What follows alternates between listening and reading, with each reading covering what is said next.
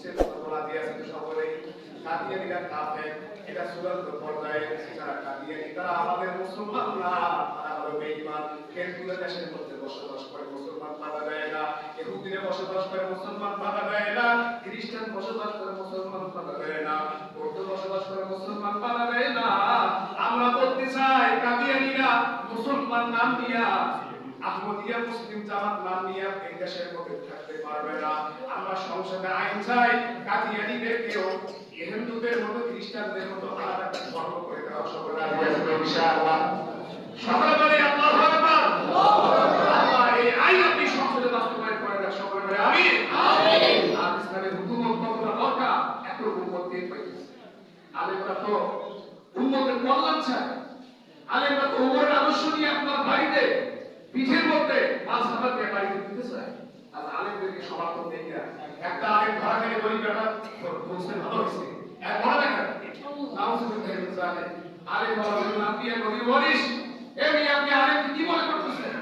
আল্লাহ রাসূল বলেন আমি ওয়ারিসুল দিয়ে দিনার ওয়ালা দিয়ে বাবা, আমি দুনিয়াতে ধন সম্পদের মিরাস বন্টন আমি দেখে যাই না, তাদেরকে আমি রেখে গেছি আমার উত্তরসূরি, ইলমের উত্তরসূরি তারা বড় হযরত বলা হয় না। আল্লাহ তাআলা আলেমদেরকে আপনারা বরকত করেন না, আলেমদেরকে আপনারা তুচ্ছ তাচ্ছিল্য মনে করেন। খোদাই কসম থেকে পাকড়াও করবে, আলেমদের সঙ্গে বেয়াদবি করবে, বেঈমান হয়ে মারা যাওয়ার সম্ভাবনা 100%। এর মধ্যে কোনো ভেজাল নাই। আলেমদের সঙ্গে আপনারা কতজন হন, আলেমদেরকে মহব্বত করেন, আলেমদেরকে তার পিছনে মহব্বত করেন। আল্লাহ তাআলা বলেন কুনু মা'আস-সাদিকিন, সত্যবাদী আল্লাহ আমাদের বন্ধু হয়ে যাও। আমরা আজকে আলেমদেরকে আমরা মাইনাস করে চলার চেষ্টা করি, আলেমদেরকে আমরা বড়াই আমরা হাতে ধরি না, তাদেরকে আমরা হিসেবে করি না, পরে এমন হয়ে গেছে। আল্লাহ তাআলা আমাদের সবাইকে বিশ্বনবী মুহাম্মদ রাসূলুল্লাহ সাল্লাল্লাহু আলাইহি ওয়াসাল্লামের আদর্শ রূপে ধারণ করে নবীর সুন্নাহ নিয়ে জমিনে বাস্তবায়ন করা আমল করা সবাইকে তৌফিক দান করেন, সকলে বলি আমিন।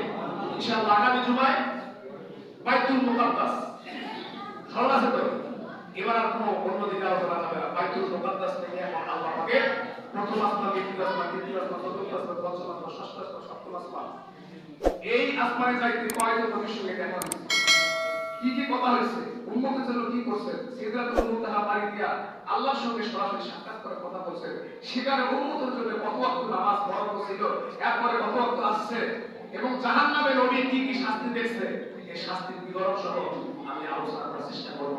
সকলে বলে আমিন।